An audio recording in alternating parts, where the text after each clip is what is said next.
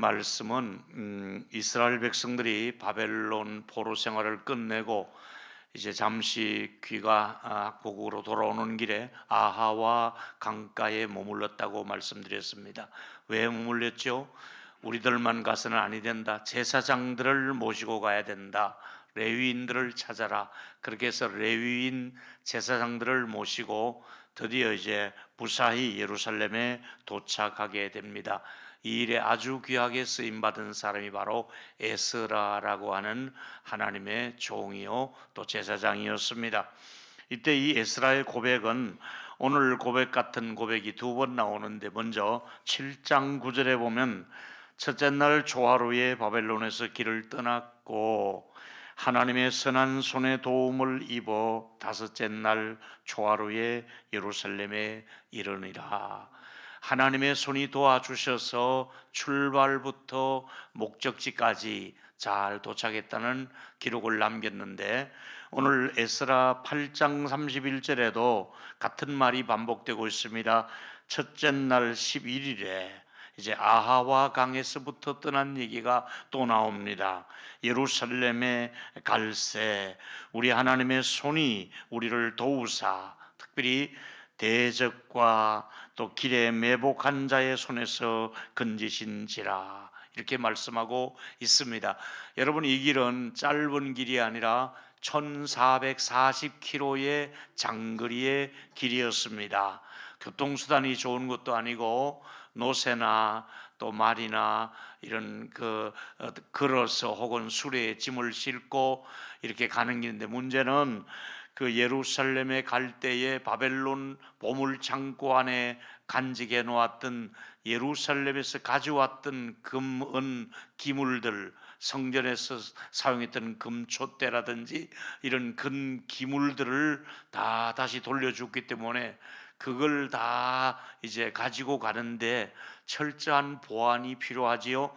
만약에 이것이 정보가 나가면 매복한 자들이, 강도들이 출현해서 그들을 것을 빼앗아 탈취할 수 있기 때문에 아주 조심스럽게 위험을 무릅쓰고 이제 광야를 통과해야 되는데, 하나님의 손이 함께함으로 그들을 에워싸는 군병들 없이도, 군사들 없이도 하나님의 손에 도움을 입어서 예루살렘까지 무사히 도착했다는 기록에서 오늘 제가 설교의 제목이 나온 것입니다. 첫 번째 드리고 싶은 말씀은, 아주 중요한 고백은 하나님의 선한 손의 도움을 받았다는 기록을 우리가 놓칠 수는 없습니다. 그렇습니다. 하나님의 손이 그 위기를 만날 때마다 이스라엘 민족을 도와주셨습니다. 그렇습니다. 하나님의 도우심을 받고 나면 이제 에스라는 감사의 절기를 지키고 있습니다. 감사하는 모습이 에스라가 8장 35절에 나타나고 있습니다. 번제물이라. 이 번제물은 감사하는 마음으로 하나님께 제물을 올리는데, 왜 15마리도 아니고 12마리를 드렸을까요? 12이라는 숫자는 이스라엘의 12지파를 대표해서 12마리, 온 민족적인 감사에 도착하자마자 감사의 예배부터 드리는 것이지요. 우리가 어디 가든지 가면 도착하자마자 묵상 기도하고 그 집에 평안을 빌듯이 우리가 그 나라적으로 에스라가 중심에서 번제물을 올려드리며 감사의 제사를 드리는 모습을 우리가 볼 수가 있습니다. 여러분, 믿는 사람과 믿지 않는 사람의 차이가 있다면, 믿는 사람들은 어떤 일을 당해도 감사할 줄 아는 사람이고, 감사를 또 표현해야 되고, 또 감사를 예물까지도 드리면서 감사하는데, 믿지 않는 사람은 감사할 줄 모르고 흔히 하는 말로 재수가 좋았다고 얘기하지요. 재수가 좋은 것이 아니라 우리가 볼 때는 전적인 하나님의 도움으로 은혜를 입게 된 줄로 믿습니다. 우리는 재수 좋다는 말을 쓰면 안 됩니다. 하나님의 은혜로 하나님의 도움을 받았다는 말을 쓰시는 저와 여러분이 되기를 바랍니다. 사랑하는 여러분, 우리 모두가 내가 지금까지 예수 안 믿었다면 어떻게 될까? 한마디로 불쌍한 존재가 되는 것이지요. 그저 뭐 무슨 그 뭘 낙이 있겠어요.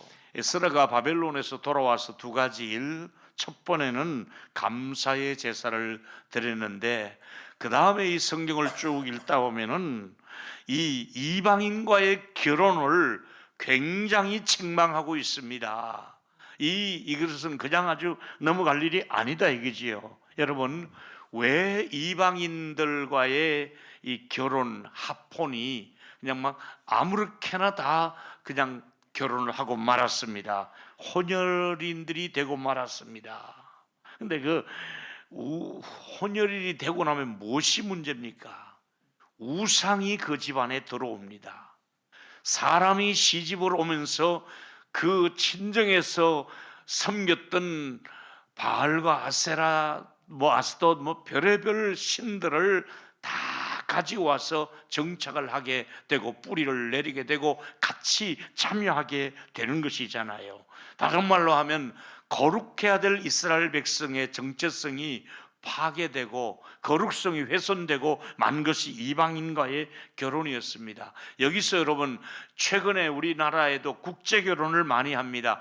국제 결혼이 잘못되었다는 것은 아닙니다. 오해하지 마십시오. 국제 결혼 할 수 있습니다. 문제는 믿음의 집과 믿음의 가문을 이어가는 국제 결혼이 참 좋습니다. 그러나 믿지 않는 가운데서 자꾸 결혼할 때에 믿지 않는 그 문화의 영향이 이 집안에 들어와서 이 집조차도 믿음을 유지하기 어려울 정도로 어려운 그런 혼합이 오기 때문에 그런 것이지요. 국제 결혼을 말하는 것이 아니라 우상 숭배하는 것이 그 가정에 들어온다. 이것이 하나님 앞에는 부끄러운 일이 된다 이 말이지요.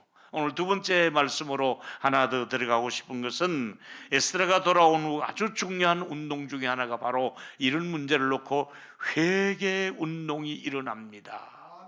막 혼혈이 되고 이걸 가지고 회개하지 않으면 안 되는 겁니다. 그래서 회개합니다. 어떻게 합니까? 자, 에스라서 9장 1절과 2절을 읽어보십시오. 여기 이름들이 9개, 8개 국가들이 나오는데 다 하나님을 섬기는 사람들이라 이방 문화를 섬기는 9개, 8개 나라의 사람들이 섞였습니다.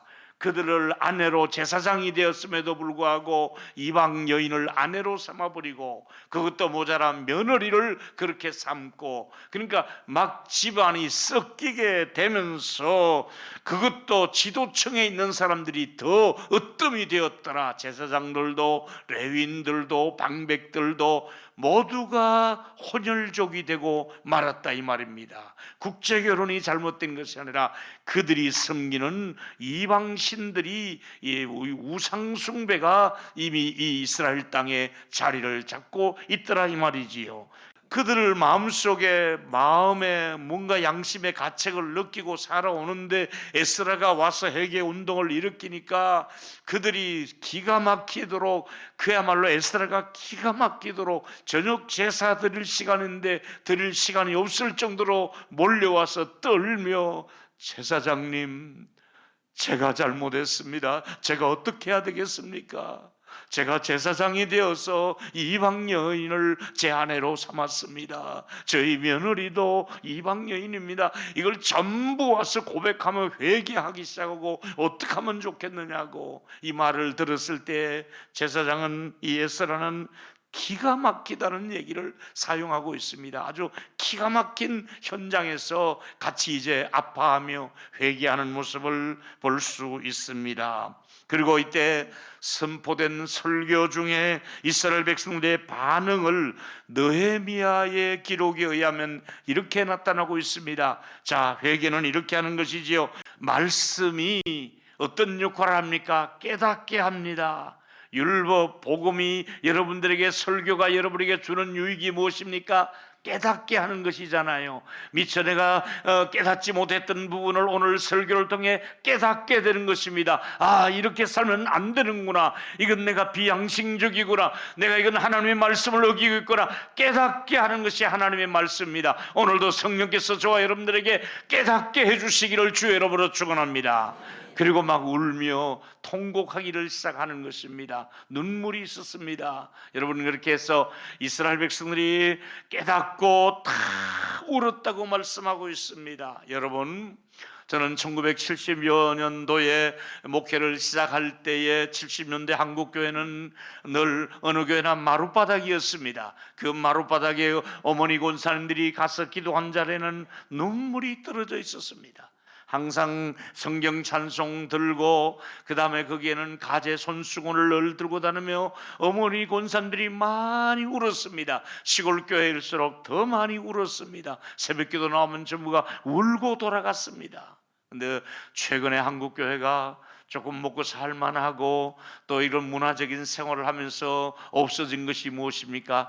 강단 위에도 강단 아래도 눈물이 말라버리고 말았습니다. 하나님은 눈물 기다리고 있습니다.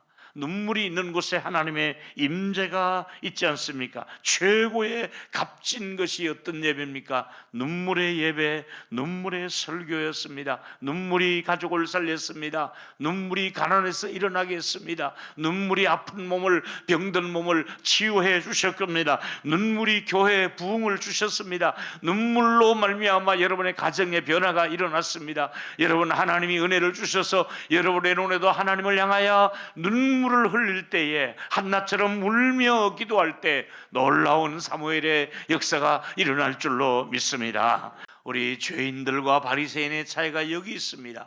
바리새인은 고개를 들지도 못하고, 바리새인은 서서 주여 나는 저 사람들과 같지 않습니다, 자기 자랑을 늘어놓는 기도를 하고 그렇게 폼을 잡았습니다마는, 죄인은 하나님이여 나는 죄인으로소이다 하면서 통곡하고 있지 않습니까? 여러분, 우리가 눈물하면 눈물의 선지자가 예레미야 아닙니까? 그 예레미야의 기도를 보실까요? 예레미야가 3장 22절에 보니까 여호와의 인자와 긍휼이 무궁함으로 우리가 진멸되지 아니함이라. 할렐루야. 우리가 진멸되지 않는 이유 중에 하나는 하나님의 긍휼 때문입니다. 하나님의 긍휼을 입으면 망하지 않습니다.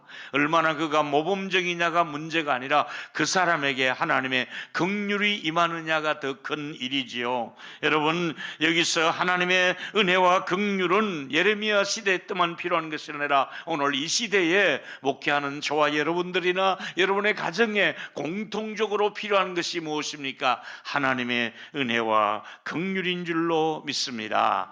제가 동일로 교회를 개척해서 35년 동안 전했던 메시지 중에 딱 한마디 키워드를 여러분에게 말씀을 드린다면 35년 동안 제일 많이 강조한 단어가 하나님의 긍휼이라는 단어입니다. 제가 긍휼을 입었고 또 긍휼을 입은 목회를 했고 또 긍휼이 여기는 목회를 했고, 그래서 이 긍휼의 DNA가 동일로교회는 35년 동안 흘러가고 있습니다. 이 긍휼의 DNA가 우리 장로님들에게도 이미 전가되고 있었고, 우리 중직자들에게, 우리 교육자들에게, 우리 또 새로 이 담임 목회를 하게 되는 김홍규 목사님에게 하나님의 은혜와 긍휼이 임하기를 주의 이름으로 축원합니다. 그리고 또 긍휼히 여기는 자는 복이 있나니 했으니까 또 긍휼히 여기는 목회를 하라 이 말이지요. 긍휼히 여길 줄 알아야 본인도 긍휼히 여김을 받을 수가 있고, 긍휼히 여김을 받은 만큼 또 다른 사람에게 대해서 긍휼히 여기는 마음, 이것이 하나님의 마음이요, 이것이 모세가 하나님께 간구했을 때 하나님이 주셨던 마음이 아니겠습니까? 우리 교회를 다시 한번 축복하겠습니다. 우리 교회 안에 하나님의 긍휼의 샘이 흘러가는 아름다운 교회가 되기를 예수 이름으로 축원합니다. 오늘도 하나님께서 저와 여러분을 긍휼히 여겨주시고 여러분의 자녀들을 긍휼히 여겨주시기를 예수 이름으로 축원합니다. 세 번째 얘기는, 오늘 중요한 얘기 있습니다. 회개하는 자에게는 반드시 희망이 있습니다. 여러분, 희망이 있습니다. 회개하면. 이 말을 뒤집어 회개하지 않으면 희망이 없습니다. 절망입니다. 희망이 없으면 안 됩니다. 우리는 희망이 있어 살지 않습니까? 하나님이 정말 기뻐하는 소리가 감사하는 소리, 회개하는 소리, 성경 읽는 소리, 찬송하는 소리. 할렐루야. 또 한번 해볼까요? 하나님이 기뻐하는 소리가 감사하는 소리, 회개하는 소리, 기도하는 소리, 찬송하는 소리. 할렐루야. 이런 소리는 하나님이 정말 듣고 싶어하는 소리거든요. 하나님이 기뻐하는 소리 중에 하나가 통곡하며 울고 있는 그 소리를 하나님이 외면하지 않고 듣고 계십니다. 회개하고 눈물을 흘리고 있는 그 모습을 하나님이 보고 계시는 것이지요. 바로 눈물 흘리는 그 자리에 성령의 임재가 있는 자리가 됩니다. 오늘 사람들이 많이 건조합니다. 하나님의 임재를 못 느낍니다. 그러나 충분히 기도하면 그 짧은 순간순간 하나님의 임재를 경험할 수 있지 않습니까? 여러분, 죄를 짓지 않는 사람은 없습니다. 죄를 짓지 않고 살고 싶어도 죄를 지을 수밖에 없는데 하나님은 회개하는 사람에게 긍휼을 베푸시고 은혜를 주시고 또 가까이 하시는 것입니다. 여러분들 죄를 짓는 것이 문제가 아니라 회개할 수 있는 저와 여러분이 되기를 예수 이름으로 축원합니다. 요즘 회개하라 그러면 어떤 반응이 있습니까? 니나 해라 이러잖아요. 니나 해라. 여러분, 시편 기자가 자기를 살피는 기도를 하고 있습니다. 보실까요? 시편 139편 23절이지요. 하나님이여 나를 살피사 내 마음을 아시며 나를 시험하사 내 뜻을 아옵소. 내가 혹시 뜻이 잘못되지는 않은지 나를 좀 살펴달라는 겁니다. 우리 여러분, 가만히 놔두면 우리가 착해지는 것이 아니라 가만히 놔두면 나도 몰래 악해지는 거예요. 악한 생각, 악한 언어, 악한 행동을 하는 거예요. 그래서 복 있는 사람은 악인의 길을 따라 죄인의 길에 서지 않고 오만한 자리에 악인의 꾀를 따르지 않으면, 여러분 이게 다 악하고 연결되면 악한 쪽에 우리가 서 있으면 하나님의 평강을 누릴 수가 없어요. 악인에게는 평강이 없다 말씀했잖아요. 하나님이 우리에게 은혜를 주셔서 우리 나를 한번 다시 살피고 회개할 수 있는 그런 은혜를, 항상 자신을 살펴볼 수 있는 은혜가 저와 여러분에게 있게 되기를 바랍니다. 나를 살펴보라 이 말이지요. 여기 여러분, 회개하면 제일 먼저 생각나는 도시가 니느웨라고 하는 곳이잖아요. 니느웨는 요나가 가서 이제 다시 그가 가서 복음을 전하게 되죠. 회개하라 그러지만 망하게 된다 얘기합니다. 근데 요나서 3장 8절에 놀라운 일이지요. 사람들만 회개하는 것이 아니라 짐승들까지 굶겨버립니다. 이게 얼마나 잘 받아들였으면, 전하는 자는 별로 이렇게 관심 있게 전하지 않았는데 받아들이기를 잘했습니다. 아시는 대로 요나가 잘 전한 것 아니에요. 그냥 대충 전했어요. 그런데도 받아들이는 쪽에서는 아주 잘 받아들였습니다. 짐승까지 회개하라 소리 안 했거든요. 근데 얼마나 심각하면 사람이든지 짐승인지 다 베옷을 입을 것이요, 짐승의 나귀의 덩어리다가 삼베옷을 걸쳐버리는 겁니다. 본인은 물론이고 거기다가 어떻게 합니까?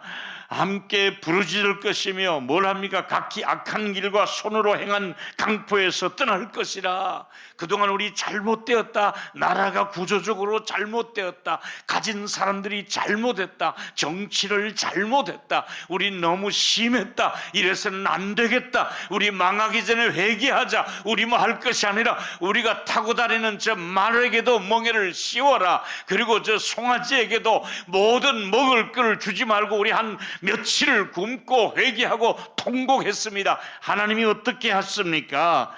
요나서 3장 10절입니다. 같이 읽습니다. 시작. 하나님이 그들의 행한 것 곧 악한 길에서 돌이켜 떠난 것을 보시고 하나님이 뜻을 돌이키사 그들에게 내린 재앙을 내리지 아니했습니다. 하나님이 돌이키는 것을 보시고 하나님도 돌이켰습니다. 하나님이 죄악을 범한 민족에게 재앙이 아니라 하나님이 뜻을 돌이켰습니다. 저와 여러분의 가정에 하나님께서 은혜를 주시려고 죄값을 치르려고 했던 것이 아니라 은혜로 돌이켜 주시고 선물로 돌이켜 주시고 하나님이 뜻을 돌이키는 대한민국이 되기를 축복합니다. 하나님이 뜻을 돌이켰다고 말씀하고 있습니다. 회개하면 뜻을 돌이키고 재앙을 내리지 않는다고 말씀하고 있지 않습니까? 여러분, 내가 돌아서면 하나님도 기다렸다는 듯이 나를 받아주시는 분이 있습니다. 회개는 축복 중에 축복입니다. 회개하는 것을 통해서 희망이 있습니다. 아무리 망가진 사람도 회개하면 희망이 있습니다. 여러분의 자녀들이 회개하고 돌아오면 희망이 있습니다. 지금 믿지 않는 사람도, 지금 아주 그야말로 핍박하는 사람도, 지금 그리스도와 너무 멀리 떨어진 사람도 회개하도록 기도하시고, 회개하면 희망이 있습니다. 따라하면 좋겠습니다. 회개하면 희망이 있다. 시작. 한 번 더. 회개하면 희망이 있다. 동의하십니까? 회개하면 희망이 있습니다. 여러분, 절대 이 희망은 놓치면 안 됩니다.